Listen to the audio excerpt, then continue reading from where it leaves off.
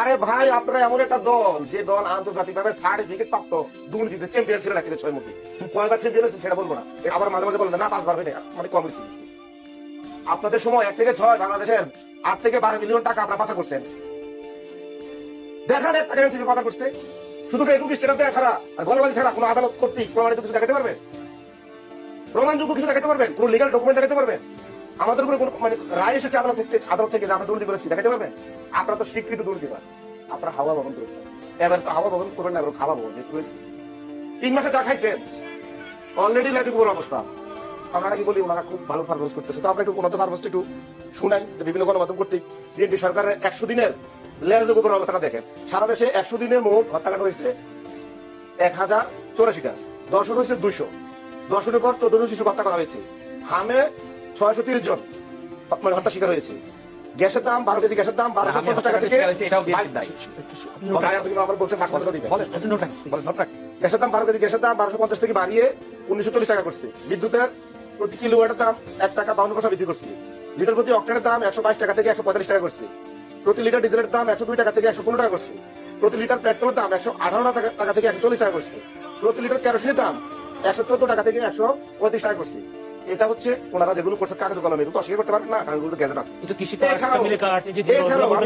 এছাড়াও সারা বাংলাদেশে এই যে জেলা প্রশাসন বসিয়ে যেভাবে লুটপাট শুরু করছে দলীয় নেতা কর্মীদের দিয়ে, সরকার দলের এমপিরা বরাদ্দ পায়, থোক বরাদ্দ পায়, বিরোধী দলের এমপিরা থোক বরাদ্দ পাচ্ছে না। আরে কি বৈষম্য শুরু হলো? এটা কোন দেশ?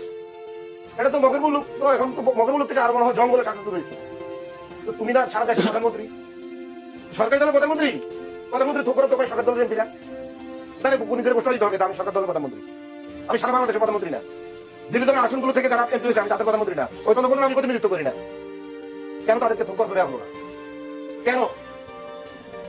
আর যদি বলেন বাংলাদেশে এখন হাট ঘাট মাঠ এই জায়গায় কারা চাঁদাবাজি করে? কারা চাঁদাবাজি করে? এনসিপি। এনসিপি করলে বিচার করেন না দেখি। সারাদিন তো ফেসবুকে বলেন এনসিপি চাঁদাবাজি করে, 11 দলের চাঁদাবাজি করে, এরা মুনাফে। আপনারা তো খুব ভালো মানুষ। জুলাই আন্দোলনের পরে গণভোটের জুলাই সমাজের জন্য গণভোটের গণরায়ের জন্য আপনার আইন পক্ষে ক্যাম্পেইন করেছেন। দেশের জনগণ আপনাদেরকে বিশ্বাস করে 70% ব্যাংকে টাকা দিয়েছে। সেই জনগণের সাথে ওয়াদা ভঙ্গ করেছেন। ওয়াদা ভঙ্গ করে কি বলে? হাদিসে কি বলে? মুনাফিক বলে। বলেছিলেন ক্ষমতায় এসে বিদ্যুতের দাম 2 বছর বাড়াবেন না। তখনও কিন্তু ইরান আমেরিকার যুদ্ধ চলে। যুদ্ধটা কিন্তু ব্যাপারটা এরকম না, তখন যুদ্ধ চলতো না। তখন কি আপনারা জানতেন না যুদ্ধ চলে? 2 বছর বাড়াবেন না, ঠিক 3 মাস যাইতে না যাইতে 2 দিন করে বাড়াই ফেললেন।